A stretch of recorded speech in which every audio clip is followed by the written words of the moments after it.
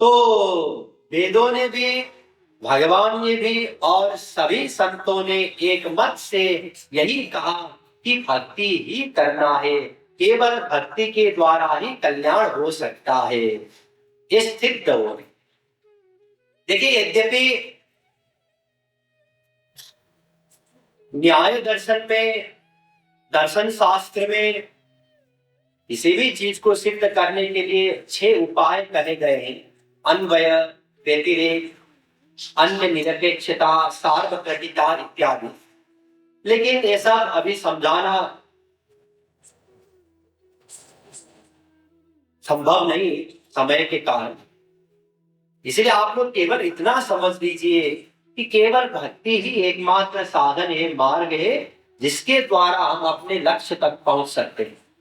कर्म के द्वारा स्वर्ग तक पहुंच सकते हैं, कल बताया गया, लेकिन कठिन है मार्ग। स्वर्ग में भी सुख नहीं है।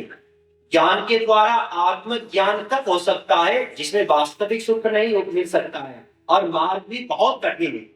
योग के द्वारा रिद्धि सिद्धि मिल सकता है, मार्ग बहुत कठिन है, लेकिन वो अनंत सुख नहीं मिल सकता है। भक्ति के द्वारा अनंत सुख मिल सकता है। साथ में ध्यान दीजिए, मार्ग भी बहुत सरल है। इतना सरल है मार्ग कि यकीन नहीं होता है हम लोगों को कि इतना सरल है। मतलब इतना सरल उपाय के द्वारा भगवान मिल जाएंगे, विश्वास नहीं होगा। क्योंकि संसार में हमारा जो आदत है वो ये है कि बहुत परिश्रम करो तो कुछ मिल जाता है।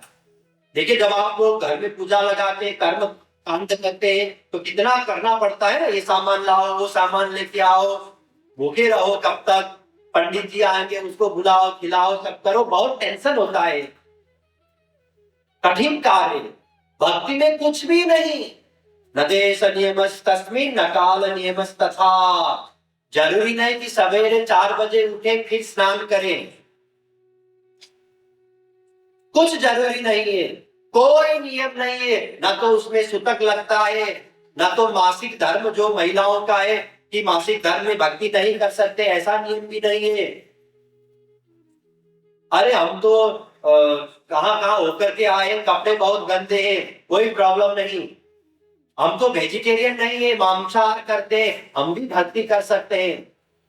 अपिचेत सुदुराचारो भजते माम अनन्यभाक्। गीता 9:30 भगवान ने तो यहां तक कहा है कि कोई बहुत दुराचारी है तो भी भक्ति कर सकता है। सर्वे धिकारिणो यत्र हरि भक्तो यथा नृप। पद्म पुराण में भी वेद व्यास जी कह रहे हैं कि सभी जीव भक्ति के अधिकारी हैं। चैतन्य महाप्रभु जी कहते हैं, पशु पक्षी कीट आदि बोली ते न पाए, सुनी ले हरि नाम तारा सब करे, जपी लेते हरि नाम आपुनी के तरे, उच्च संकीर्तन परम उपकार करे। सब अधिकारी है भक्ति के निमित्त। भक्ति के अधिकारी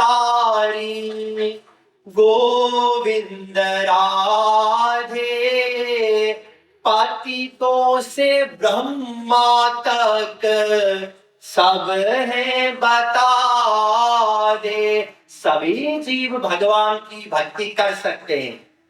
उल्टा नाम जपा जग जाना, वाल्मीकि भय ब्रह्म समाना।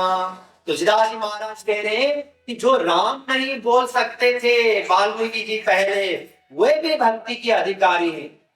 पुरुष नपुंसक नारी नर, जीव चराचर कोय कोई हो, भगवान का भक्ति कर सकते हैं। इसमें ऐसा नहीं कि पहले तुम ये करके फिर आना भक्ति करने के लिए, ऐसा कुछ नहीं। अरे हम तो सब कुछ खाते हैं, क्या हम भक्ति कर सकते हैं? कर सकते हैं। हम तो बहुत पापात्मा है, दुराचारी है, हमारा कैरेक्टर बहुत खराब है, क्या हम भक्ति कर सकते हैं? कर सकते हैं। ये तो बहुत सुविधा की बात है। और जब करते हैं तो कुछ भी करने की जरूरत नहीं है, आगे आपको बताया जाए, इतना सरल है भक्ति। तो पहली बात तो भक्ति के द्वारा हम लक्ष्य तक पहुंच सकते हैं। जो अनंत सुख हम चाहते हैं वो अनंत सुख मिल जाएगा भक्ति के द्वारा, और हम सब उसके लिए योग्य है करने के लिए, एडमिशन मिल जाएगा फ्री ऑफ कॉस्ट। फिर आगे ज्ञान में तो पतन का संभावना था ना, हर पग में, पग पग में खतरा था वहां पे, तो भक्ति में भी अगर पतन हो ऐसा कुछ है क्या? नहीं। अनन्यास चिन्तयन्तो माम ये जना पर्युपासते तेषां नित्याभियुक्तानां योगक्षेमं वहाम्यहम्। गीता 9:22। संपूर्ण गीता में भगवान ने केवल एक बार कहा है योगक्षेम भान करने के लिए, और ये कहा कि मैं भक्तों का योगक्षेम भान करता हूं। संपूर्ण गीता में भगवान ने केवल एक बार ये कहा है कि कौन्तेय प्रतिजानीहि न मे भक्त प्रणश्यति। 9:31 गीता। अर्जुन, मैं प्रतिज्ञा लेता हूं कि मेरे जो भक्त हैं उनका कभी पतन नहीं होगा। संपूर्ण गीता में भगवान ने केवल एक बार अपने आप को पक्षपाती कहा है। समोहम सर्वभूतेषु न मे द्वेष्वस्ति न प्रिया ये भजन्ति तु मां भक्त्या मयि ते तेषु चाप्यहम्। गीता 9:29। जिनके लिए भगवान कह रहे हैं कि मैं योगक्षेम भान करता हूं, जिनके लिए भगवान पक्षपाती बनने के लिए तैयार है, और जिनके लिए भगवान प्रतिज्ञाबद्ध है कि इनका पतन नहीं होगा, तो ऐसे भक्तों का पतन नहीं होगा। इसलिए देखिए, एक तो मार्ग के द्वारा हम गंतव्य तक पहुंच सकते हैं भक्ति के द्वारा, फिर एडमिशन भी सबको मिल जाएगा, फिर पतन नहीं होगा कभी। फिर बहुत सरल है भक्ति, बहुत सरल है। मतलब कैसे करें? 9 उपाय कहे गए हैं। यद्यपि अनेक उपाय है शास्त्रों में, लेकिन 9 उपाय पॉपुलर है। श्रवणम कीर्तनम विष्णु स्मरणम पाद सेवनम अर्चनम वंदनम दास्यम सख्यम आत्मा निवेदनम। भागवत 7:5 प्रहलाद जी महाराज कह रहे हैं कि 9 प्रकार से भक्ति किया जा सकता है। ये 9 प्रकार में भी 3 प्रमुख हैं। श्रोतव्यः कीर्तितव्यश्च स्मर्तव्यश्च भयम्। 2:1-5 भागवत। क्या क्या? एक ध्यान दीजिए, अब एक काम की बात आ गई। श्रवण भक्ति, दूसरा कीर्तन भक्ति, तीसरा स्मरण भक्ति। तस्मात् केन विपायेन मनः कृष्णे निवेशयेत्। भागवत 7:31। 3 में भी एक प्रमुख है, क्या? स्मरण। मने स्मरण प्राण, चैतन्य महाप्रभु जी कह रहे हैं, साधना का प्राण है मन के द्वारा भगवान का स्मरण करना। एन केन प्रकारेण मनः कृष्णे निवेशयेत्। भक्ति रसामृत सिंधु नामक ग्रंथ में रूप गोस्वामी जी महाराज भी यही कह रहे हैं कि स्मरण प्रमुख है। सब साधन जनो देह सम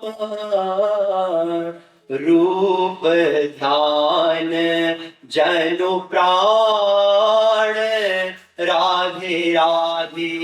भक्ति सतत जगत गुरु श्री कृपालु जी महाराज भी यही कह रहे हैं। तो कंक्लूजन क्या है? यद्यपि 9 प्रकार से भक्ति कर सकते हैं, 9 में भी 3 प्रमुख है, श्रवण कीर्तन और स्मरण। 3 में भी स्मरण प्रमुख है। समझ में आ रहा है? अब थोड़ा सा श्रवण के बारे में, कीर्तन के बारे में और स्मरण के बारे में, ध्यान के बारे में समझ लेते हैं कि कैसे भक्ति करना है।